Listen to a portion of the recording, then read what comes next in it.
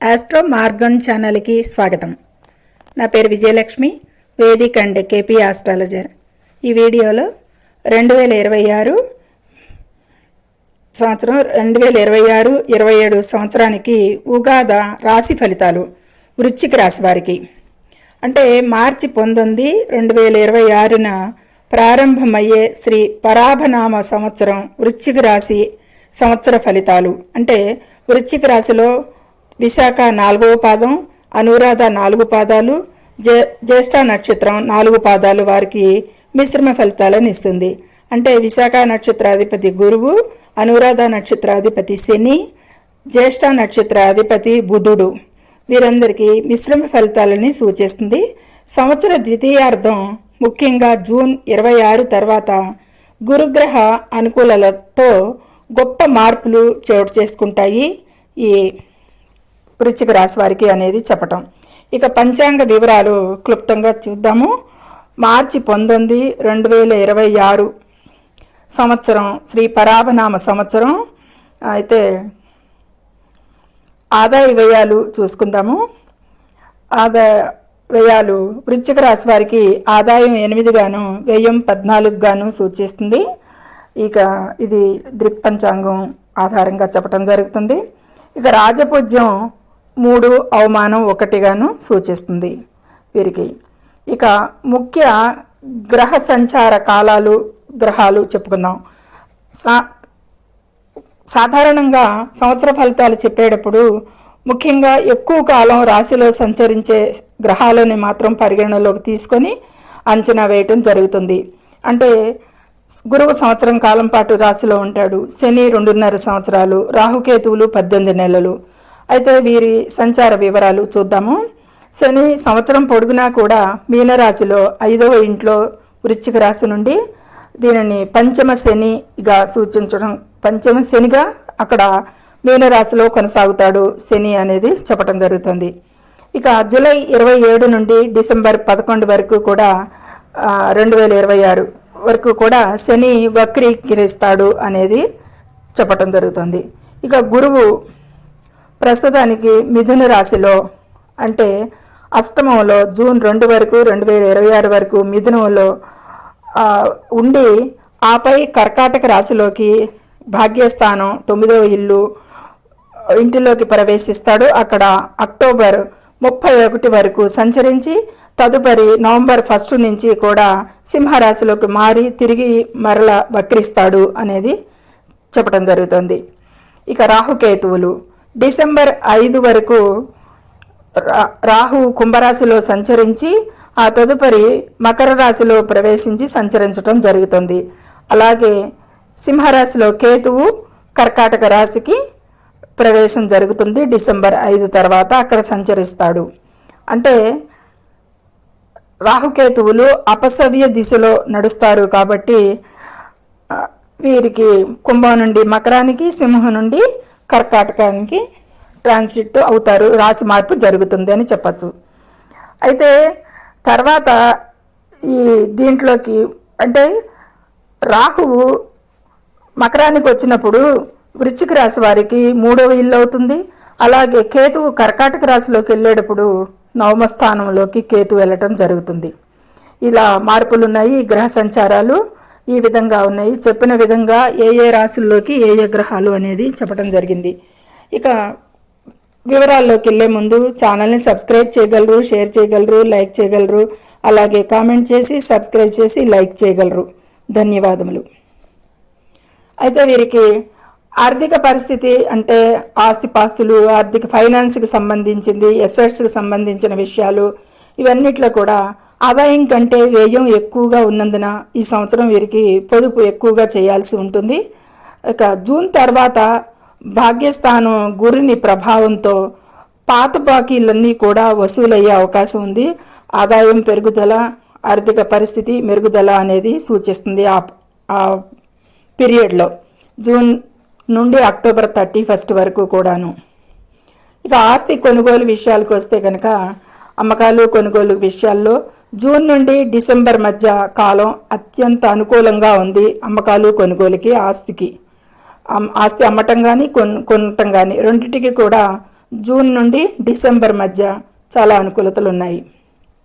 ఇక కెరీర్ పరంగా బిజినెస్ కానీ ఉద్యోగస్తులకు కానీ ఎట్లా ఉంది అంటే కనుక సంవత్సరం ఆరంభంలో పని ఒత్తిడి చాలా ఎక్కువగా ఉంటుంది అనేది చెప్పచ్చు. మార్చి 19 నుండి సంవత్సరం ఆరంభం అంటే అంటే 8వ స్థానంలో సంచరించేటప్పుడు, తర్వాత జూన్ తర్వాత ఉద్యోగంలో పదోన్నతులు, అధికార వృద్ధి సూచనలు ఎక్కువగా కనిపిస్తున్నాయి.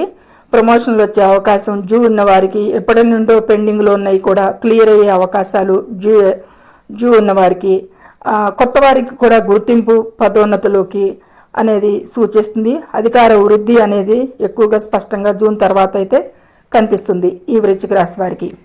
ఇక వ్యాపారస్తులకైతే కనుక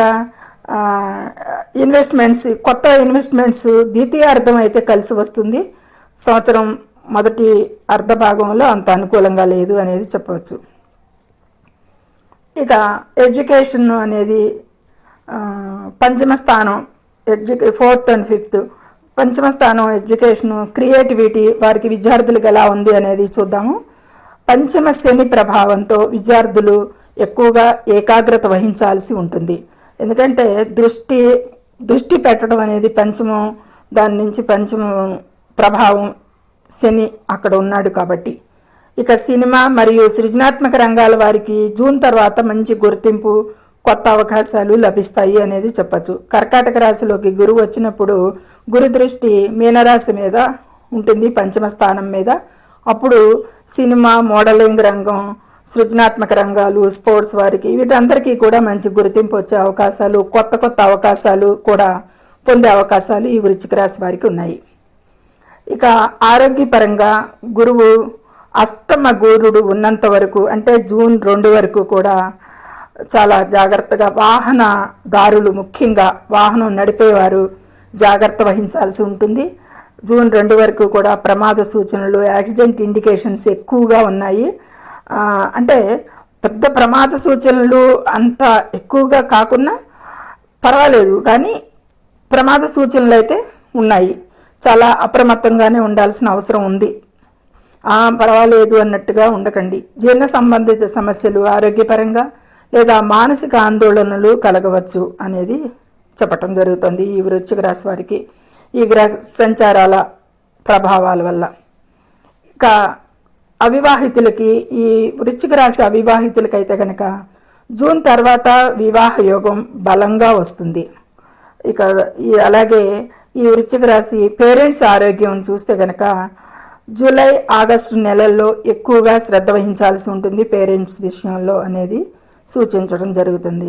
ఇక ప్రయాణాలు, ట్రావెల్స్, ఫారిన్ ట్రావెల్స్ వీటి విషయాలకి సంబంధించి విదేశీ విద్య లేదా ఉద్యోగ ప్రయత్నాలు చేసేవారికి డిసెంబర్ తర్వాత రాహు సంచారం వల్ల గొప్ప విజయాలు లభిస్తాయి అనేది సూచించడం జరుగుతుంది డిసెంబర్ తర్వాత. ఇక కోర్టు కేసుల విషయాలు కానీ రాజకీయాలు కానీ ఎలా ఉందో చూద్దాం. కోర్టు కేసుల విషయాలకు వస్తే కనుక శత్రువులపై విజయం సాధిస్తారు అనేది చెప్పచ్చు. వృశ్చిక రాశి వారికి కేసులలో అనుకూలమైన తీర్పులు వచ్చే అవకాశం ఉంది. ముఖ్యంగా ఈ సంవత్సరం, ముఖ్యంగా నవంబర్ తర్వాత అనేది ఎక్కువగా సూచిస్తుంది. అది గ్రహ సంచారాలు అంటే మంత్లీ ఇతర గ్రహాల పరిగణనలోకి తీసుకుంటే నవంబర్ తర్వాత అనేది చెప్పవచ్చు. మంత్లీ ప్రెడిక్షన్స్లో ఇంకా క్లోజ్గా చెప్పడం జరుగుతుంది ఈ విషయాన్ని.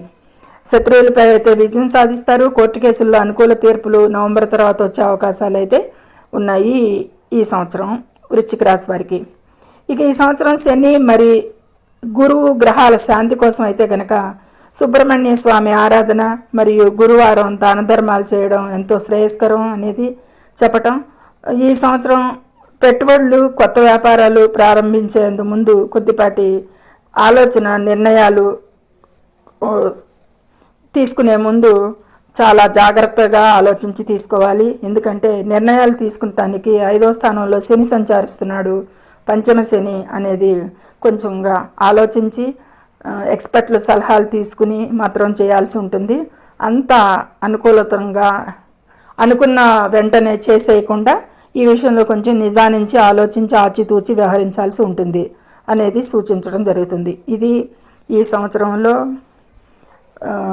పరిహారాలకి, కోర్టు కేసులకి, ప్రయాణాలకి, ఆరోగ్య విషయాలకి, కుటుంబ విషయాలకి, వివాహ విషయాలకి, విద్యా విషయాలకి, కెరీరు, బిజినెస్ అన్నీ కూడా, ఆస్తులు, అప్పులు అన్నీ కూడా చెప్పుకున్నాము.